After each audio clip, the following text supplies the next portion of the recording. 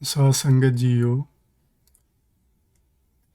ਜਿਵੇਂ ਆਪ ਜੀ ਨੂੰ ਪਤਾ ਹੀ ਹੈ ਕਿ ਆਪਾਂ ਬੁੱਧਵਾਰ ਵਾਲੀ ਇਸ ਕਲਾਸ ਵਿੱਚ ਸੁਖਮਨੀ ਸਾਹਿਬ ਜੀ ਦੀ ਬਾਣੀ ਸਮਝਣ ਦੀ ਕੋਸ਼ਿਸ਼ ਕਰ ਰਹੇ ਹਾਂ। ਉਸੇ ਲੜੀ ਦੇ ਅਧੀਨ ਅੱਜ ਆਪਾਂ ਅਸ਼ਟਪਦੀ ਨੰਬਰ 13, ਉਸ ਦਾ ਬੰਦ ਨੰਬਰ 4, ਜੋ ਸ੍ਰੀ ਗੁਰੂ ਗ੍ਰੰਥ ਸਾਹਿਬ ਜੀ ਦੇ ਪਾਵਨ ਪੰਨਾ ਨੰਬਰ 280 ਤੇ ਦਰਜ ਹੈ। ਸੋ ਆਪ ਜੀ ਨੂੰ ਇਹ ਤੇ ਪਤਾ ਹੀ ਹੈ ਕਿ ਇਹ ਜਿਹੜੀ ਅਸ਼ਟਪਦੀ ਹੈ, ਇਹਦੇ ਵਿੱਚ ਜੋ ਗੁਰੂ ਜੀ ਨੇ ਟੌਪਿਕ ਲਿਆ ਹੋਇਆ ਹੈ ਉਹ ਨਿੰਦਿਆ ਹੀ ਹੈ। ਤੇ ਉਹਦੇ 'ਚ ਦੱਸਿਆ ਹੈ ਕਿ ਜਿਹੜੇ ਲੋਕ ਨਿੰਦਿਆ ਕਰਦੇ ਨੇ ਉਹਨਾਂ ਦਾ ਹਸ਼ਰ ਕੀ ਹੁੰਦਾ ਹੈ, ਉਹਨਾਂ ਨੂੰ ਉਹਦਾ ਫਲ ਕੀ ਮਿਲਦਾ ਹੈ। ਇਹ ਗੱਲ ਇਸ ਪੂਰੀ ਅਸ਼ਟਪਦੀ ਦੇ ਵਿੱਚ ਗੁਰੂ ਜੀ ਨੇ ਸਮਝਾਈ ਆਪਾਂ ਨੂੰ। ਤੇ ਇਸ ਅਸ਼ਟਪਦੀ ਦਾ ਜਿਹੜਾ ਸ਼ਲੋਕ ਹੈ ਉਹ ਹੈ, ਸੰਤ ਸ਼ਰਨ ਜੋ ਜਨ ਪਰੈ, ਸੋ ਜਨ ਉਦਰਨ ਹਾਰ, ਸੰਤ ਕੀ ਨਿੰਦਾ ਨਾਨਕਾ, ਬਹੁਰ ਬਹੁਰ ਅਵਤਾਰ। ਜਿਹੜਾ ਵਿਅਕਤੀ, ਜਿਹੜਾ ਸੇਵਕ ਸੰਤਾਂ ਦੀ ਸ਼ਰਨ ਵਿੱਚ ਪੈ ਜਾਂਦਾ ਹੈ, ਉਹ ਸੰਸਾਰ ਸਾਗਰ ਤੋਂ ਪਾਰ ਹੋਣ ਦੇ ਯੋਗ ਬਣ ਜਾਂਦਾ ਹੈ। ਤੇ ਦੂਜੇ ਪਾਸੇ ਜਿਹੜਾ ਸੰਤਾਂ ਦੀ ਨਿੰਦਿਆ ਕਰਦਾ ਹੈ, ਉਹ ਮੁੜ ਮੁੜ ਕੇ ਜਨਮ ਤੇ ਮਰਨ ਦੇ ਗੇੜ ਵਿੱਚ ਪੈ ਜਾਂਦਾ ਹੈ। ਸੋ ਸਾਨੂੰ ਸ਼ਲੋਕ ਵਿੱਚ ਗੁਰੂ ਜੀ ਨੇ ਇਹ ਗੱਲ ਸਮਝਾਈ। ਆਪਾਂ ਪਿਛਲੀਆਂ 3-4 ਕਥਾਵਾਂ ਵਿੱਚ ਇਹ ਵੀ ਸਮਝ ਲਿਆ ਸੀ ਕਿ ਨਿੰਦਿਆ ਕਿਸ ਨੂੰ ਆਖਦੇ ਨੇ। ਇਹ ਵੀ ਸਮਝਿਆ ਸੀ ਕਿ ਸੰਤ ਕਿਸ ਨੂੰ ਆਖਦੇ ਨੇ। ਸੋ ਸੰਤ ਜਿਹੜਾ ਕਿਸੇ ਵਿਅਕਤੀ ਨੂੰ ਨਹੀਂ, ਜਿਹਨੇ ਖਾਸ ਕਿਸਮ ਦਾ ਬਾਣਾ ਪਾਇਆ ਹੋਵੇ, ਉਸ ਨੂੰ ਨਹੀਂ ਆਖਿਆ ਜਾਂਦਾ। ਸਗੋਂ ਸੰਤ ਹੋਣਾ ਇੱਕ ਮਾਨਸਿਕ ਅਵਸਥਾ ਹੈ।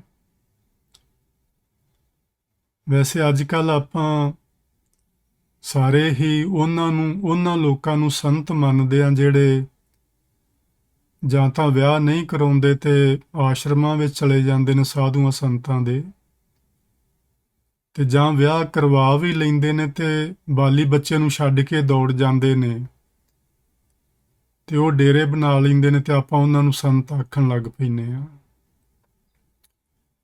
ਗੁਰੂ ਨਾਨਕ ਸਾਹਿਬ ਜੀ ਦੇ ਮੱਤ ਵਿੱਚ ਇਹੋ ਜਿਹਾ ਕੋਈ ਸੰਤ ਨਹੀਂ ਹੁੰਦਾ। ਗੁਰੂ ਨਾਨਕ ਸਾਹਿਬ ਆਖਦੇ ਨੇ ਸੰਤ ਆਪਾਂ ਉਸ ਨੂੰ ਕਹਿੰਦੇ ਆ ਜਿਹੜਾ ਦਮ ਦਮ ਸਦਾ ਸੰਭਾਲਦਾ, ਦਮ ਨਾ ਬਿਰਥਾ ਜਾਏ। ਜਿਹੜਾ ਵਾਹਿਗੁਰੂ ਜੀ ਨੂੰ ਹਰ ਵਕਤ ਯਾਦ ਕਰਦਾ ਹੋਵੇ, ਉਹਨੂੰ ਕਦੀ ਭੁਲਾਵੇ ਨਾ, ਉਹ ਆਪਣੀ ਕਿਰਤ ਕਰਕੇ ਖਾਵੇ। ਘਾਲ ਖਾਏ ਕਿ ਹੱਥੋਂ ਦੇ, ਨਾਨਕ ਰਾਹ ਪਛਾਣੇ ਸੇ। ਆਪਣੀ ਕਿਰਤ ਵਿਰਤ ਕਰੇ, ਲੋਕਾਂ ਤੋਂ ਮੰਗਣ ਨਾ ਤੁਰ ਪਵੇ, ਸਗੋਂ ਲੋੜਵੰਦਾਂ ਦੀ ਸਹਾਇਤਾ ਕਰੇ। ਚੰਗਾ ਸੁਚੱਜੇ ਢੰਗ ਦਾ ਜੀਵਨ ਜੀਵੇ। ਉਸ ਨੂੰ ਘਰ ਵਿੱਚ ਰਹਿੰਦੇ ਹੋਏ ਨੂੰ ਹੀ ਵਾਹਿਗੁਰੂ ਜੀ ਪ੍ਰਵਾਨ ਕਰ ਲੈਂਦੇ ਨੇ ਐਜ਼ ਏ ਸੰਤ। ਸੋ ਗੁਰਮਤਿ ਜਿਹੜੀ ਉਹ ਸੰਤ ਇੱਕ ਸੁਭਾਅ ਨੂੰ ਮੰਨਦੀ ਏ, ਇੱਕ ਮਾਨਸਿਕ ਅਵਸਥਾ ਨੂੰ ਮੰਨਦੀ ਏ, ਨਾ ਕਿ ਕਿਸੇ ਬਾਣੇ ਨੂੰ, ਨਾ ਕਿ ਕਿਸੇ ਨਾਮ ਨੂੰ। ਸੋ ਆਓ ਸ਼ੁਰੂ ਕਰਦੇ ਹਾਂ। ਬੰਦ ਨੰਬਰ 4, ਉਹਦੀਆਂ ਪਹਿਲੀਆਂ 2 ਪੰਕਤੀਆਂ ਨੇ ਜਿਨ੍ਹਾਂ ਵਿੱਚ ਗੁਰੂ ਜੀ ਨੇ ਆਖਿਆ, ਸੰਤ ਕਾ ਦੋਖੀ ਸਦਾ ਅਪਵਿੱਤ। ਇਹ ਜਿਹੜਾ ਸ਼ਬਦ ਅਪਵਿੱਤ ਹੈ, ਇਹਦੇ ਵੱਲ ਥੋੜਾ ਧਿਆਨ ਦਿਆ ਜੇ। ਇੱਕ ਸ਼ਬਦ ਹੁੰਦਾ ਹੈ ਪਵਿੱਤ, ਜਿਹਦਾ ਅਰਥ ਹੁੰਦਾ ਹੈ ਪਵਿੱਤਰ, ਤੇ ਇੱਕ ਸ਼ਬਦ ਹੈ ਅਪਵਿੱਤ, ਜਿਹਦਾ ਮਤਲਬ ਹੈ ਅਪਵਿੱਤਰ, ਯਾਨੀ ਮੈਲਾ ਕੁਚੈਲਾ। ਜਿਹੜਾ ਸੰਤ ਦਾ ਦੋਖੀ ਹੁੰਦਾ ਹੈ, ਦੋਖੀ ਤੋਂ ਭਾਵ ਹੁੰਦਾ ਹੈ ਜੀ, ਆਪਾਂ ਪਿੱਛੇ ਵੀ ਗੱਲ ਕਰ ਲਈ ਸੀ, ਉਸ ਦੀ ਵਿਰੋਧਤਾ ਕਰਨ ਵਾਲਾ, ਸੰਤ ਦੀ ਦ્વੈਸ਼ ਭਾਵਨਾ ਰੱਖਣ ਵਾਲਾ ਸੰਤਾਂ ਦੇ ਨਾਲ, ਉਸ ਨੂੰ ਦੋਖੀ ਆਖਦੇ ਨੇ। ਜਿਹੜਾ ਉਹਨਾਂ ਦਾ ਹਰ ਵਕਤ ਵਿਰੋਧ ਕਰੇ, ਉਹਨਾਂ ਵਿੱਚੋਂ ਬਿਨਾਂ ਵਜ੍ਹਾ ਤੋਂ ਉਹਨਾਂ ਉੱਤੇ ਦੋਸ਼ ਜਿਹੜੇ ਨੇ ਉਹ ਉਹਨਾਂ ਤੇ ਠੋਸਦਾ ਰਵੇ, ਇਹੋ ਜਿਹਾ ਨੂੰ ਸੰਤ ਕਾ ਦੋਖੀ ਆਖਦੇ ਨੇ।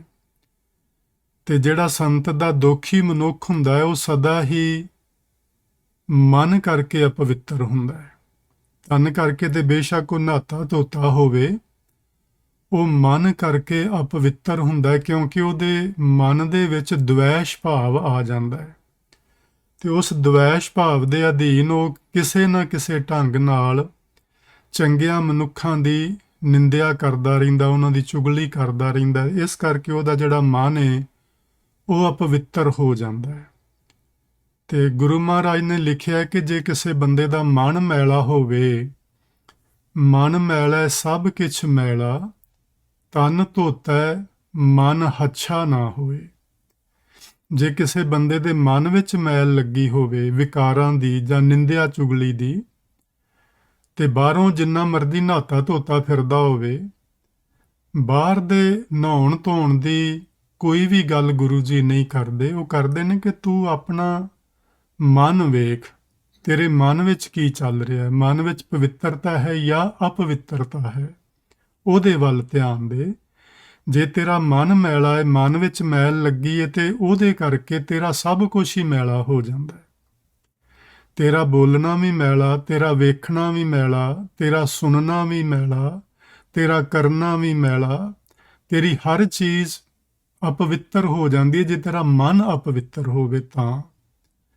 ਤਨ ਧੋਤਾ ਮਨ ਹੱਛਾ ਨਾ ਹੋਏ। ਤਨ ਦੇ ਧੋ ਲੈਣ ਦੇ ਨਾਲ ਕਿਸੇ ਮਨੁੱਖ ਦਾ ਮਨ ਚੰਗਾ ਨਹੀਂ ਹੋ ਜਾਂਦਾ।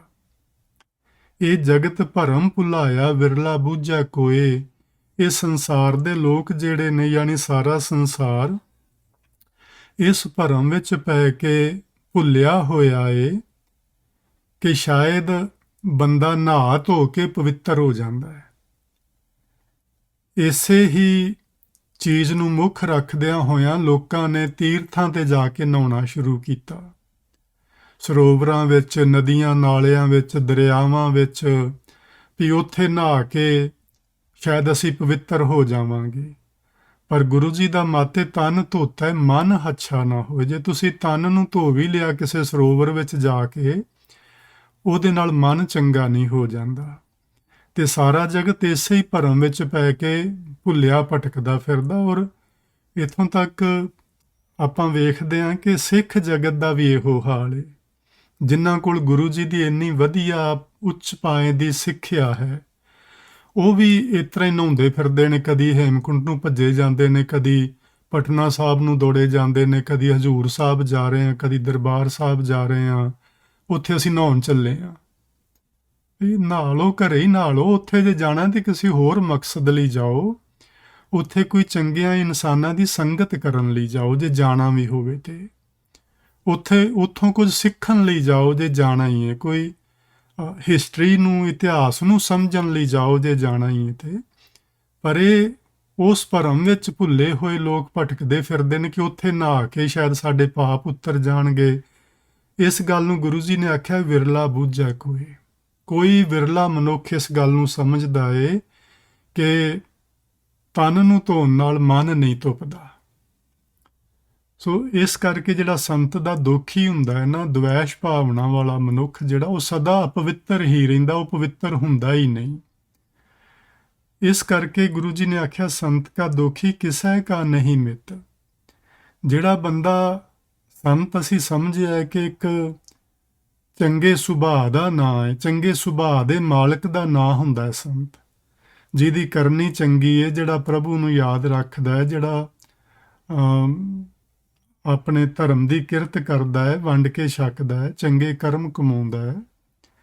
ਜਿਹੜਾ ਬੰਦਾ ਉਹਦੀ ਨਿੰਦਿਆ ਕਰਦਾ ਹੈ, ਉਹਦੇ ਵਿਰੋਧ ਵਿੱਚ ਖਲੋਤਾ ਹੈ, ਤੇ ਉਹ ਹੋਰ ਕਿਹਦਾ ਮਿੱਤਰ ਹੋ ਸਕਦਾ ਹੈ?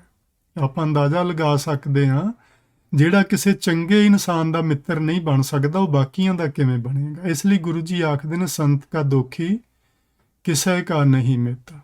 ਉਹ ਕਿਸੇ ਦਾ ਮਿੱਤਰ ਵੀ ਨਹੀਂ ਬਣ ਸਕਦਾ, ਕਿਉਂਕਿ ਉਹਦਾ ਸੁਭਾਅ ਇਹੋ ਜਿਹਾ ਬਣ ਚੁੱਕਾ ਹੈ ਕਿ ਉਹ ਹਰ ਇਨਸਾਨ ਵਿੱਚੋਂ ਕੋਈ ਨਾ ਕੋਈ ਦੋਸ਼ ਲੱਭਣ ਦੀ ਕੋਸ਼ਿਸ਼ ਕਰਦਾ ਹੈ। ਔਰ ਆਪਾਂ ਯਤਨ ਕਰੀਏ ਕਿ ਕੋਈ ਵੀ ਬੰਦਾ ਹੋਵੇ, ਕੋਈ ਵੀ ਇਨਸਾਨ ਹੋਵੇ, ਸਾਡੀ ਜ਼ਿੰਦਗੀ 'ਚੋਂ ਕਿਸੇ ਤਰ੍ਹਾਂ ਵੀ ਆਵੇ, ਉਹਦੇ 'ਚੋਂ ਗੁਣ ਵੇਖਿਆ ਕਰੀਏ, ਔਗਣ ਨਾ ਵੇਖਿਆ ਕਰੀਏ। ਗੁਣ ਵੇਖੀਏ ਤੇ ਉਹਦੇ ਗੁਣਾਂ ਨੂੰ ਜਿਵੇਂ ਉਹਦਾ ਸਤਿਕਾਰ ਵੀ ਕਰੀਏ ਗੁਣਾਂ ਕਰਕੇ, ਤੇ ਜੇ ਉਹ ਗੁਣ ਆਪਣੇ 'ਚ ਨਾ ਹੋਣ ਤੇ ਅਸੀਂ ਉਹਦੇ ਤੋਂ ਲੈ ਕੇ ਉਹਨਾਂ ਨੂੰ ਧਾਰਨ ਵੀ ਕਰਨਾ ਹੁੰਦਾ ਹੈ। ਸੋ ਗੁਰੂ ਜੀ ਨੇ ਲਿਖਿਆ, ਗੁਣਾਂ ਕਾ ਹੋਵੇ ਵਾਸਲਾ ਕੱਢ ਵਾਸ ਲਈ ਜੈ। ਜੇ ਕਿਸੇ ਦੇ ਕੋਲ ਗੁਣਾਂ ਦੀ ਗੁਥਲੀ ਹੋਵੇ ਤੇ ਸਾਨੂੰ ਉਹਦੇ ਵਿੱਚੋਂ ਗੁਣ ਹਾਸਲ ਕਰ ਲੈਣੇ ਚਾਹੀਦੇ ਨੇ। ਸੋ ਇਹ ਪਹਿਲੀਆਂ 2 ਪੰਕਤੀਆਂ ਵਿੱਚ ਗੁਰੂ ਜੀ ਨੇ ਦੱਸਿਆ ਹੈ ਕਿ ਇੱਕ ਤੇ ਜਿਹੜਾ ਦ્વੈਸ਼ ਭਾਵਨਾ ਵਾਲਾ ਬੰਦਾ ਹੈ, ਜਿਹੜਾ ਸੰਤਾਂ ਦਾ ਵਿਰੋਧੀ ਬੰਦਾ ਹੈ, ਉਹ ਮਨ ਕਰਕੇ ਸਦਾ ਪਵਿੱਤਰ ਰਹਿੰਦਾ ਹੈ, ਤੇ ਦੂਸਰਾ ਉਹਨਾਂ ਦੱਸਿਆ ਕਿ ਉਹ ਕਿਸੇ ਦਾ ਮਿੱਤਰ ਨਹੀਂ ਹੁੰਦਾ, ਕਿਉਂਕਿ ਉਹਦੇ 'ਚੋਂ ਕਿਸੇ ਦਾ ਮਿੱਤਰ ਬਣ ਜਾਣ ਵਾਲਾ ਗੁਣ ਹੀ ਨਹੀਂ ਰਹਿ ਜਾਂਦਾ। ਅੱਗੇ ਦੱਸਿਆ, ਸੰਤ ਕੇ ਦੋਖੀ ਕੋ ਡਾਨ ਲੱਗ ਗਏ। ਡਾਨ ਦਾ ਮਤਲਬ ਜੀ ਡੰਡ, ਜਿਹਨੂੰ ਆਪਾਂ ਸਜ਼ਾ ਕਹਿੰਦੇ ਆ। ਜਿਹੜਾ ਸੰਤ ਦਾ ਦੋਖੀ ਹੁੰਦਾ ਹੈ, ਸੰਤ ਦਾ ਵਿਰੋਧ ਕਰਨ ਵਾਲਾ, ਉਹਦੀ ਨਿੰਦਿਆ ਕਰਨ ਵਾਲਾ, ਉਹਦੇ ਵਿੱਚੋਂ ਔਗਣ ਲੱਭਣ ਵਾਲਾ, ਜਾਂ ਉਹਦੇ ਵਿੱਚ ਗੁਣ ਹਨ ਤੇ ਉਹ ਉਹਦਾ ਦੋਖੀ ਬਣਿਆ ਹੋਇਆ ਤੇ ਉਹਦੇ ਉੱਤੇ ਉਹ ਔਗਣ ਥੋਪਦਾ ਰਹਿੰਦਾ, ਇਹੋ ਜਿਹਾ ਜਿਹੜਾ ਬੰਦਾ ਉਹਨੂੰ ਸਜ਼ਾ ਮਿਲਦੀ ਹੈ, ਉਹਨੂੰ ਡੰਨ ਲੱਗਦਾ ਹੈ। ਸਜ਼ਾ ਉਹਨੂੰ ਕੀ ਮਿਲਦੀ, ਜੇ ਆਪਾਂ ਅਗਲੀ ਪੰਕਤੀ ਪੜ੍ਹੀਏ ਨਾ ਤਾਂ ਸਮਝ ਪੈ ਜਾਂਦੀ ਏ। ਸੰਤ ਕੇ ਦੋਖੀ ਕੋ ਸਭ ਤਿਆਗ ਹੈ।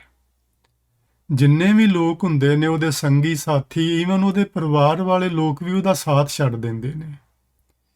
ਇਹੋ ਹੀ ਉਹਦੇ ਲਈ ਵੱਡੀ ਸਜ਼ਾ ਬਣ ਜਾਂਦੀ ਹੈ ਕਿ ਉਹ ਸੰਸਾਰ ਵਿੱਚ ਜਾਂ ਆਪਣੇ ਸਰਕਲ ਦੇ ਵਿੱਚ ਹੁਣ ਕਿਸੇ ਨਾਲ ਗੱਲ ਕਰਨ ਜੋਗਾ ਵੀ ਨਹੀਂ ਰਹਿੰਦਾ।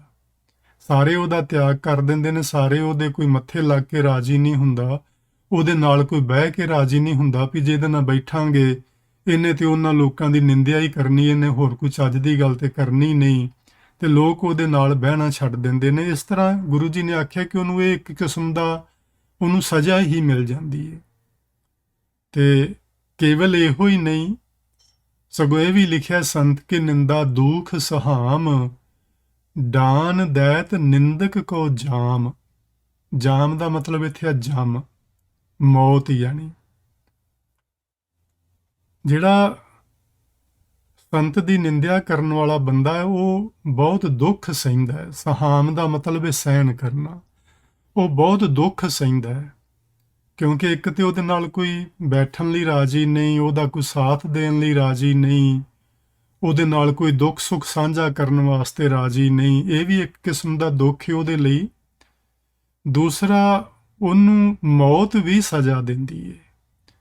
ਅਸੀਂ ਕਈ ਵਾਰੀ ਜਿਹੜਾ ਬੰਦੇ ਇਸ ਤਰ੍ਹਾਂ ਲੰਮਾ ਸਮਾਂ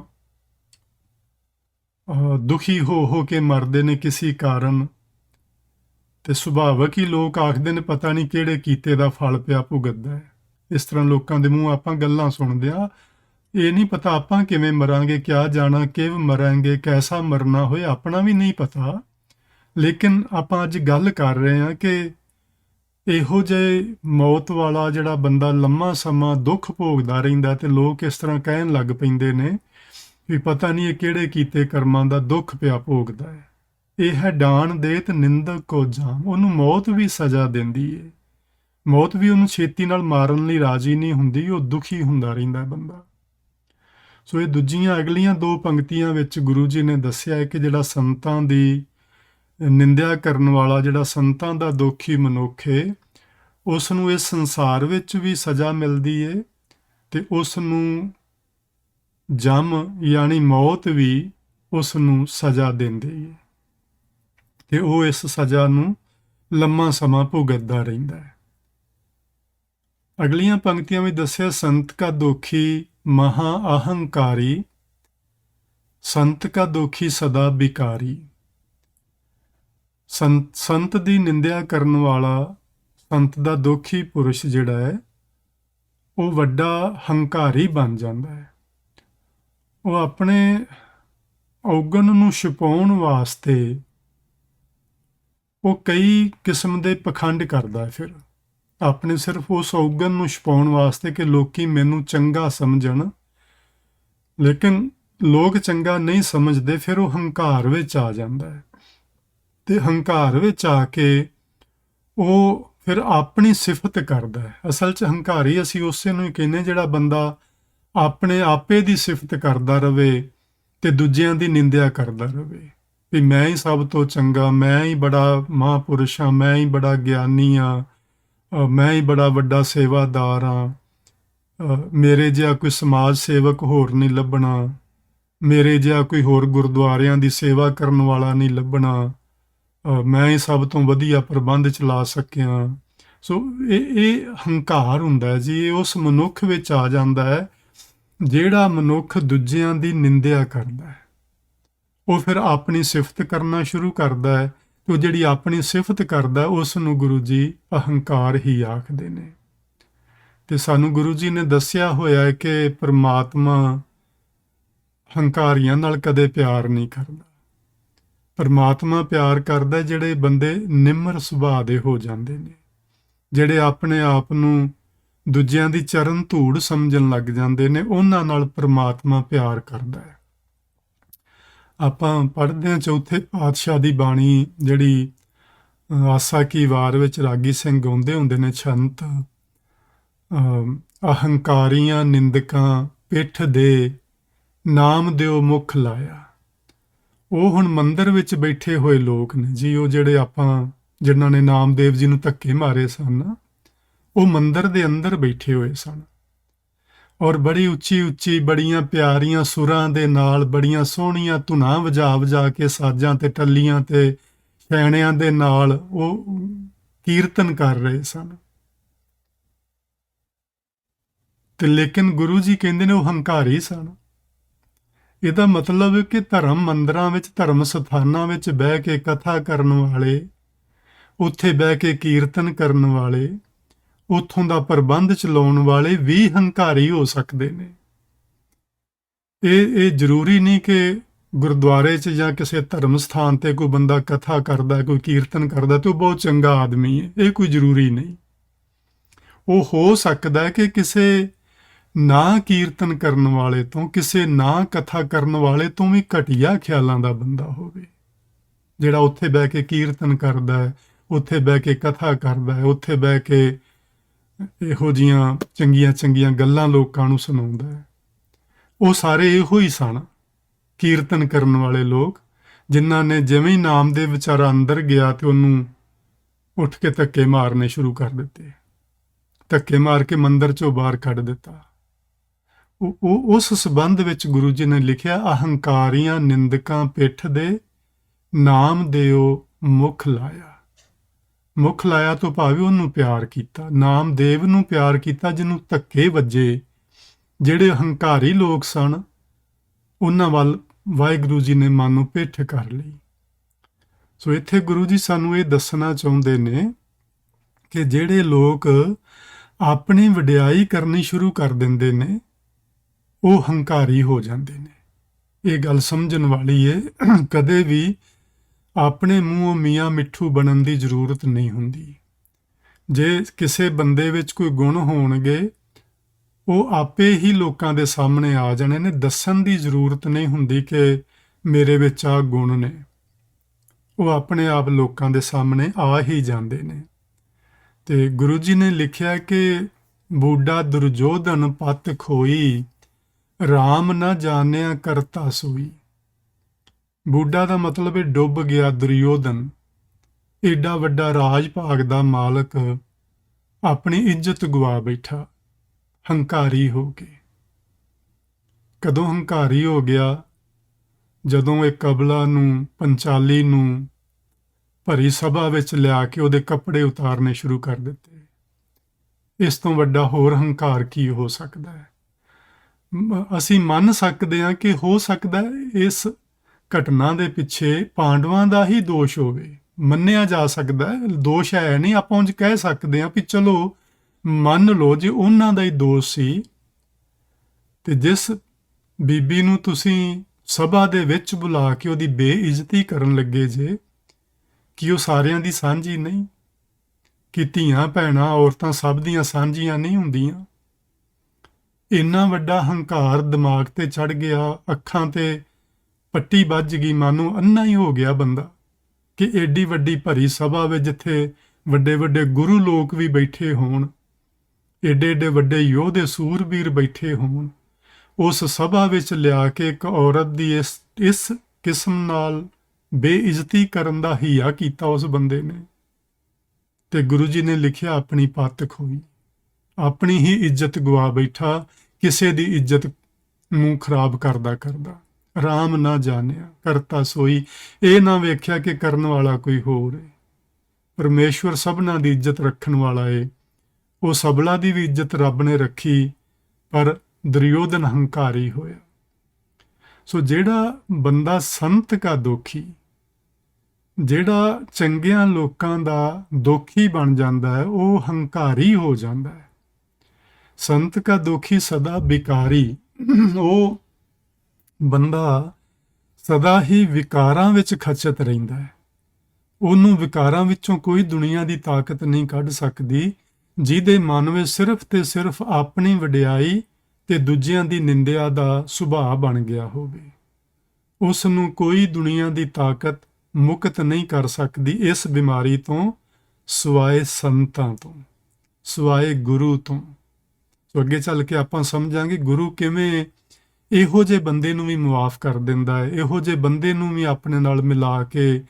ਉਹ ਇਸ ਤਰ੍ਹਾਂ ਹੋ ਜਾਂਦਾ ਹੈ ਜੀ, ਜਿਵੇਂ ਨਾ ਦਰਿਆ ਵਗਦਾ ਹੋਵੇ ਪਾਣੀ ਦਾ, ਤੇ ਇੱਕ ਗੰਦਾ ਨਾਲਾ ਉਹਦੇ ਵਿੱਚ ਪਾਸਿਓਂ ਸ਼ਹਿਰ ਤੋਂ ਕਿਤੋਂ ਆ ਕੇ ਉਹ ਦਰਿਆ ਵਿੱਚ ਪੈਣ ਲੱਗ ਜਾਏ, ਤੇ ਦਰਿਆ ਦਾ ਸੁਭਾਅ ਏ ਉਸ ਗੰਦੇ ਨਾਲੇ ਨੂੰ ਵੀ ਆਪਣੇ ਵਿੱਚ ਮਿਲਾ ਕੇ ਤੇ ਉਹਦੀ ਮੈਲ ਨੂੰ ਹਰ ਦਿੰਦਾ ਹੈ, ਉਹਨੂੰ ਵੀ ਸ਼ੁੱਧ ਤੇ ਪਵਿੱਤਰ ਪਾਣੀ ਬਣਾ ਦਿੰਦਾ ਹੈ। ਇਹ ਉਹਦਾ ਸੁਭਾਅ ਹੈ ਪਾਣੀ ਦਾ। ਜਿੰਨੀ ਮਰਜ਼ੀ ਉਹਦੇ 'ਚ ਮੈਲ ਸੁੱਟੋ ਥੱਲੇ ਬਹਿ ਜਾਂਦੀ ਹੈ, ਉਹਦਾ ਸੁਭਾਅ ਹੈ।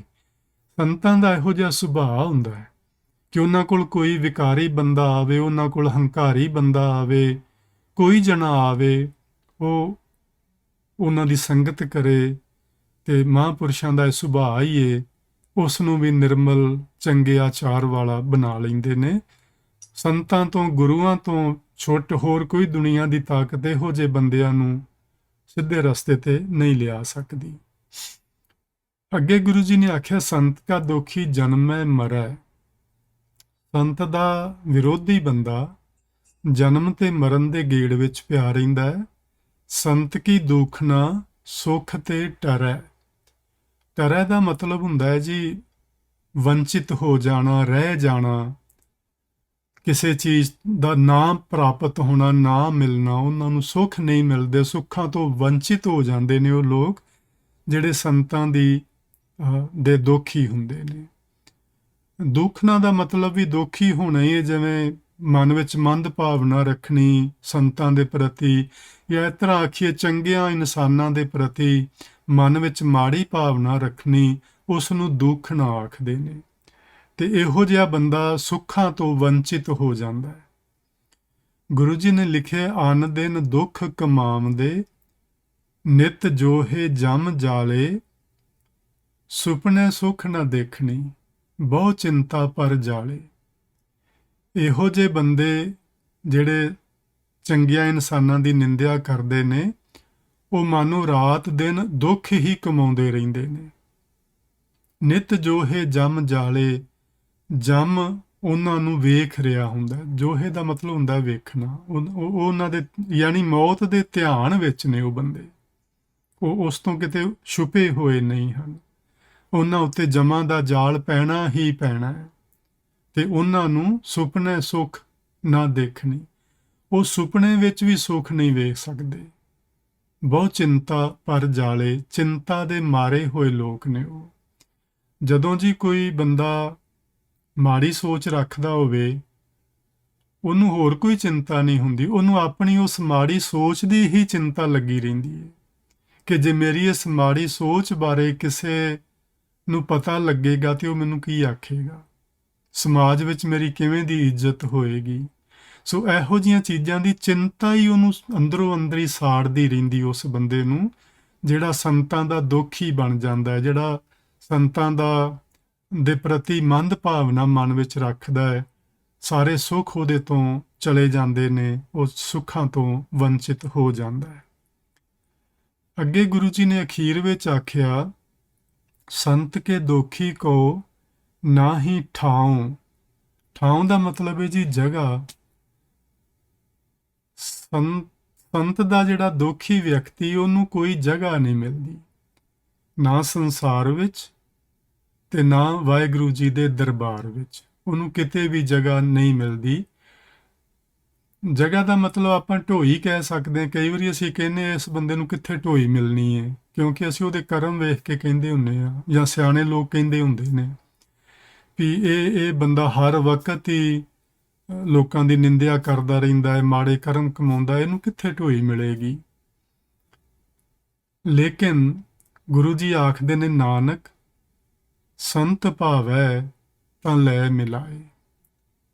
ਜੇ ਇਹੋ ਜਿਹਾ ਵਿਕਾਰੀ ਮਨੁੱਖ, ਇਹੋ ਜਿਹਾ ਅਹੰਕਾਰੀ ਮਨੁੱਖ, ਇਹੋ ਜਿਹਾ ਚੰਗਿਆਂ ਇਨਸਾਨਾਂ ਦੀ ਨਿੰਦਿਆ ਕਰਨ ਵਾਲਾ ਮਨੁੱਖ, ਮੰਦ ਭਾਵਨਾ ਵਾਲਾ ਮਨੁੱਖ, ਦਵੈਸ਼ ਭਾਵ ਵਾਲਾ ਮਨੁੱਖ ਸੰਤ ਭਾਵ ਹੈ। ਜੇ ਸੰਤ ਨੂੰ ਯਾਨੀ ਗੁਰੂ ਨੂੰ, ਇਹੋ ਜਿਹੇ ਉੱਚ ਪਾਏ ਦੇ ਕਿਸੇ ਮਹਾਂਪੁਰਸ਼ ਨੂੰ ਚੰਗਾ ਲੱਗ ਜਾਏ, ਭਾ ਜਾਏ, ਤਾਂ ਉਹ ਸੰਤ ਕੀ ਕਰਦਾ ਹੈ?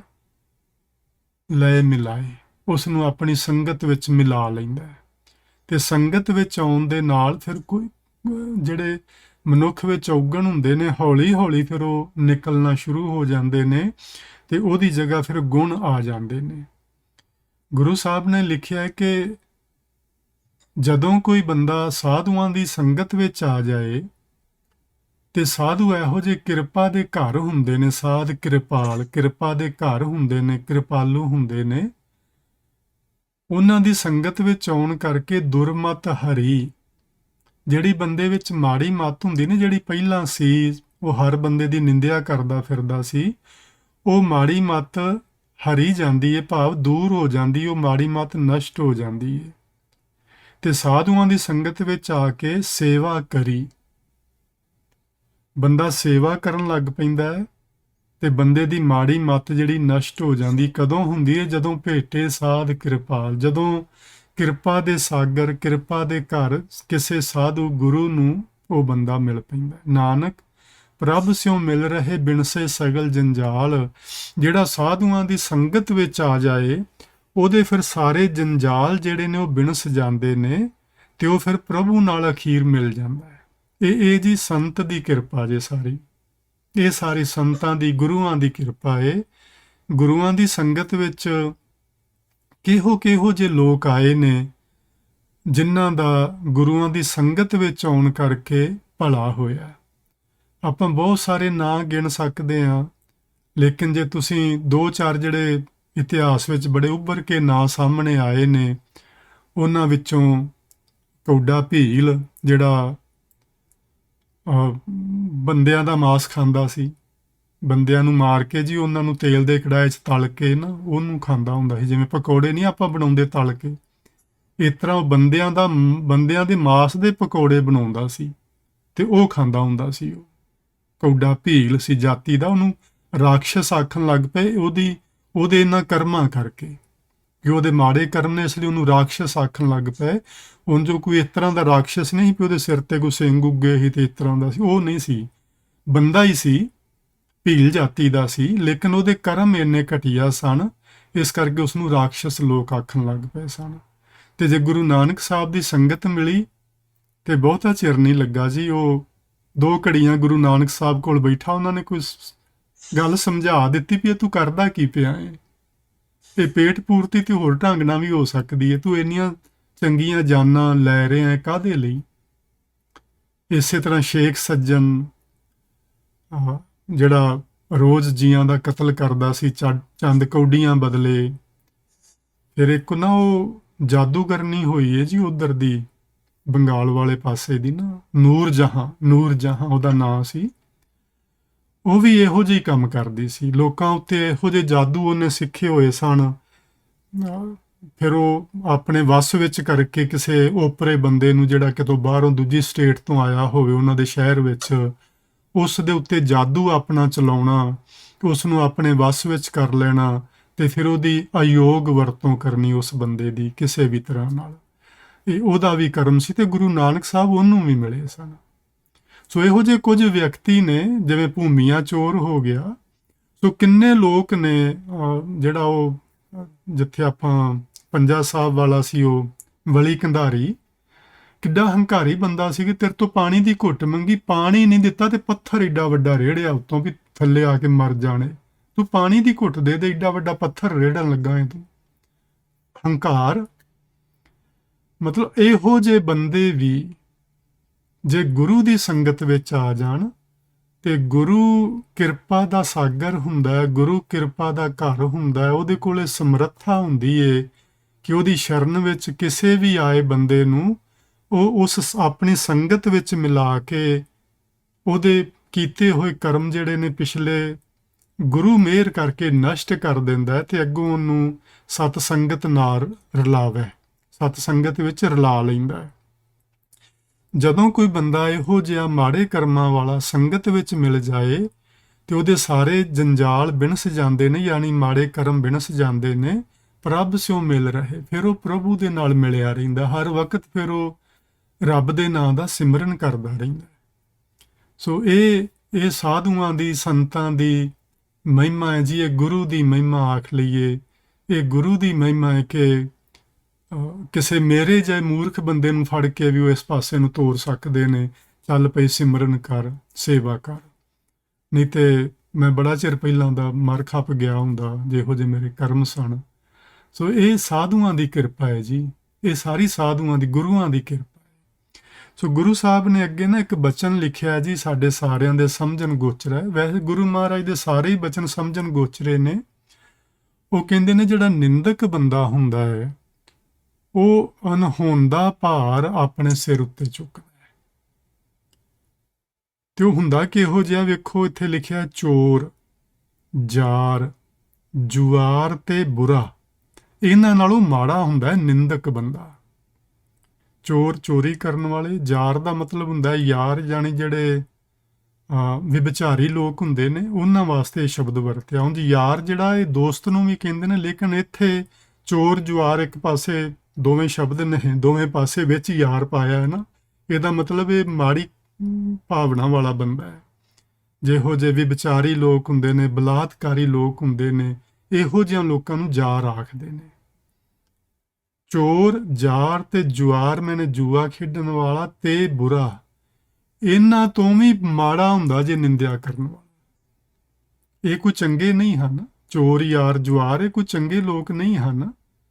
ਲੇਕਿਨ ਗੁਰੂ ਜੀ ਦੀ ਨਿਗਾਹ ਵਿੱਚ ਨਿੰਦਕ ਇਹਨਾਂ ਤੋਂ ਵੀ ਮਾੜਾ ਹੁੰਦਾ ਹੈ।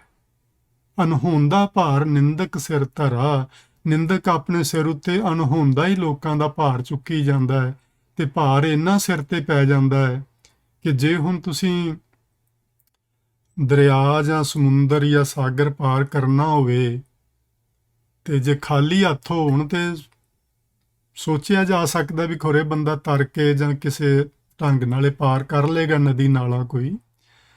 ਪਰ ਜੇ ਉਹਨੇ ਆਪਣੇ ਤੋਂ ਵਧੇਰੇ ਭਾਰ ਆਪਣੇ ਸਿਰ ਤੇ ਚੁੱਕਿਆ ਹੋਵੇ ਤੇ ਕਿਵੇਂ ਆਪਾਂ ਸੋਚ ਸਕਦੇ ਵੀ ਇਹ ਪਾਰ ਲੰਘ ਜਾਏਗਾ।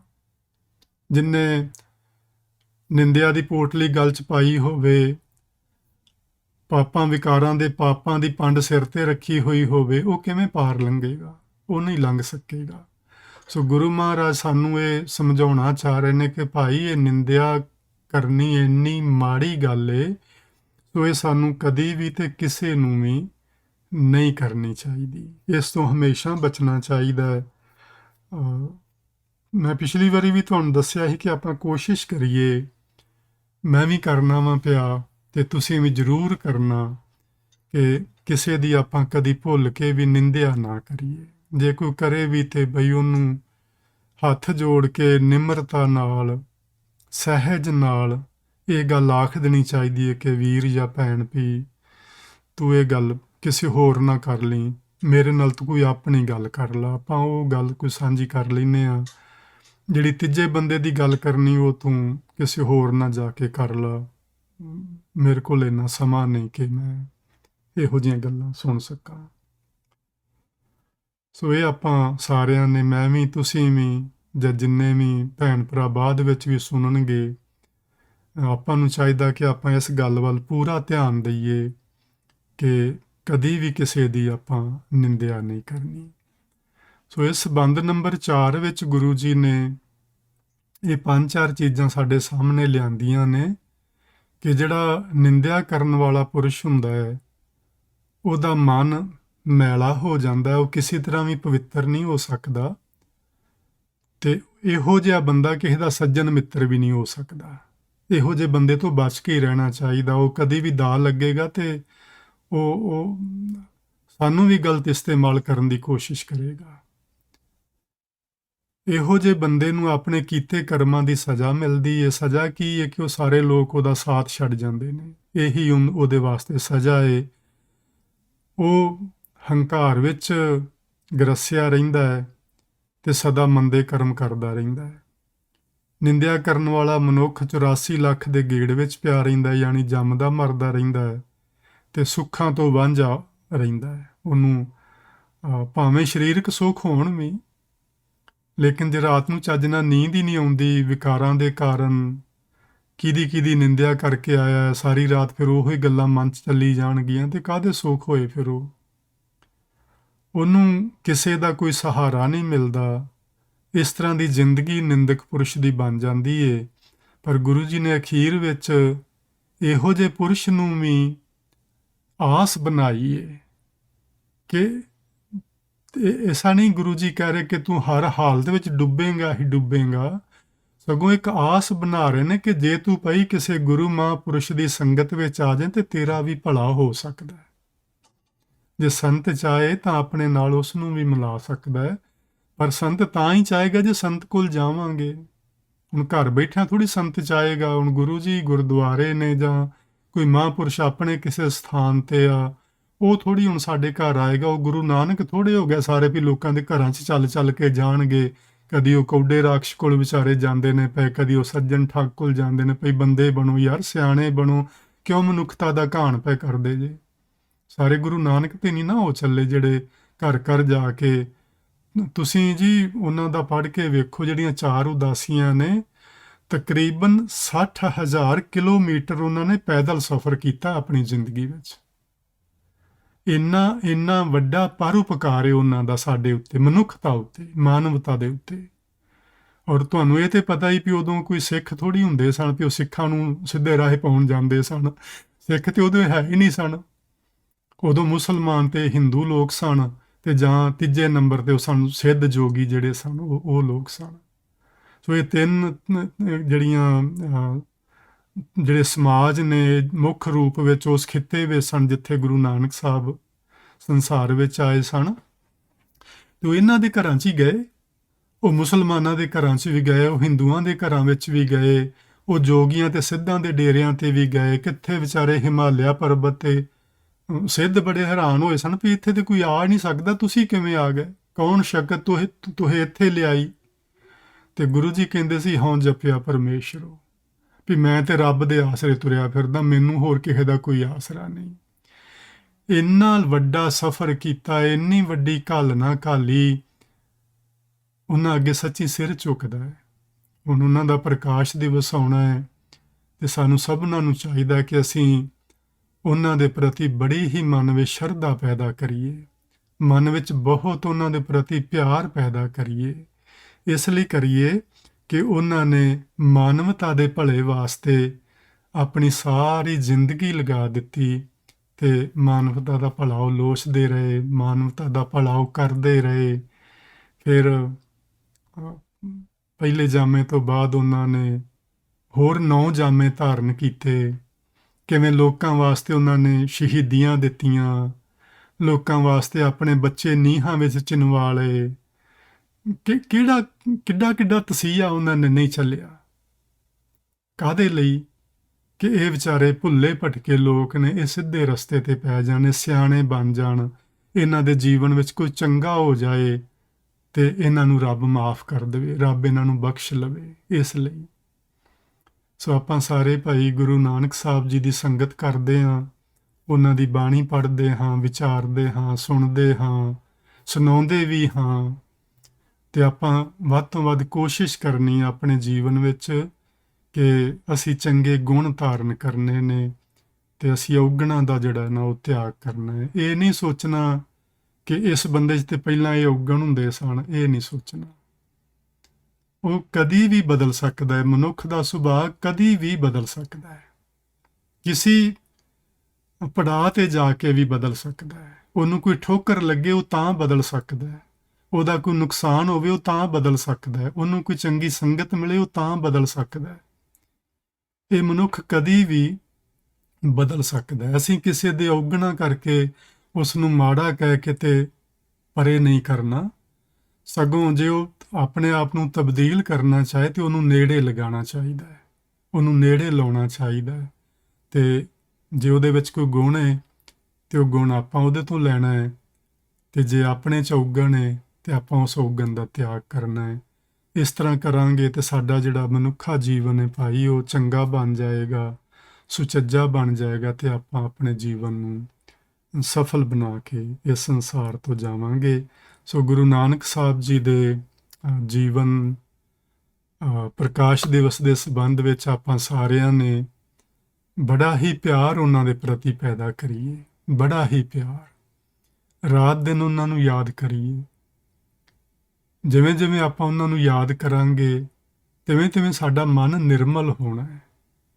ਤੁਸੀਂ ਵੇਖਿਆ ਹੀ ਹੋਣਾ ਜੀ, ਜਦੋਂ ਆਪਾਂ ਕਿਸੇ ਚੰਗੇ ਬੰਦੇ ਦੀਆਂ ਗੱਲਾਂ ਕਰਦੇ ਹੋਈਏ ਨਾ, ਘਰ 'ਚ ਬੈਠੇ ਸਹਿ ਸੁਭਾਈ ਕਰਦੇ ਹੋਈਏ ਕਿਸੇ ਚੰਗੇ ਬੰਦੇ ਦੀਆਂ, ਤੇ ਸਾਡਾ ਮਨ ਜਿਹੜਾ ਉਹ ਨਿਰਮਲ ਹੋਣਾ ਸ਼ੁਰੂ ਹੋ ਜਾਂਦਾ, ਸਾਡੇ 'ਚ ਵੀ ਚੰਗੀਆਂ ਚੰਗੀਆਂ ਸੋਚਾਂ ਆਉਣ ਲੱਗ ਪੈਂਦੀਆਂ ਨੇ। ਤੇ ਜੇ ਗੁਰੂ ਨਾਨਕ ਸਾਹਿਬ ਦੀਆਂ ਗੱਲਾਂ ਕਰਾਂਗੇ, ਗੁਰੂ ਨਾਨਕ ਸਾਹਿਬ ਦੀ ਬਾਣੀ ਨੂੰ ਵਿਚਾਰਾਂਗੇ ਤੇ ਹਰ ਹਾਲਤ ਵਿੱਚ ਸਾਡੇ ਮਨ ਵਿੱਚ ਚੰਗੇ ਵਿਚਾਰ ਪੈਦਾ ਹੋਣਗੇ, ਸਾਨੂੰ ਚੰਗੇ ਸੁਪਨੇ ਆਉਣਗੇ, ਸੁਪਨੇ ਵਿੱਚ ਸੁੱਖ ਮਿਲੇਗਾ, ਸ਼ਾਂਤੀ ਮਿਲੇਗੀ, ਸਾਡਾ ਸੁਭਾਅ ਚੰਗਾ ਬਣੇਗਾ। ਸੋ ਇੰਨੇ ਕੁ ਬਚਨ ਜੀ ਤੁਸੀਂ ਪ੍ਰਵਾਨ ਕਰਨਾ। ਆਉਣ ਵਾਲੇ ਸਮੇਂ 'ਚ ਆਪਾਂ ਫਿਰ ਬੰਦ ਨੰਬਰ 5 ਵਿਚਾਰਾਂਗੇ ਗੁਰੂ ਮਹਾਰਾਜ ਦੀ ਪਵਿੱਤਰ ਬਾਣੀ ਦਾ। ਉਦੋਂ ਤੱਕ ਲਈ ਆਪ ਸਾਰਿਆਂ ਪਾਸੋਂ ਇਜਾਜ਼ਤ ਚਾਹੁੰਦਾ ਹਾਂ ਤੇ ਇਸ ਗੁਰਬਾਣੀ ਦੇ ਵਿਚਾਰ ਕਰਦਿਆਂ ਜਿਹੜੀਆਂ ਭੁੱਲਾਂ ਹੋਈਆਂ ਨੇ ਉਹਨਾਂ ਲਈ ਮੈਂ ਆਪ ਸਭਨਾਂ ਤੋਂ ਗੁਰੂ ਮਹਾਰਾਜ ਤੋਂ ਖਿਮਾ ਚਾਹੁੰਦਾ ਹਾਂ।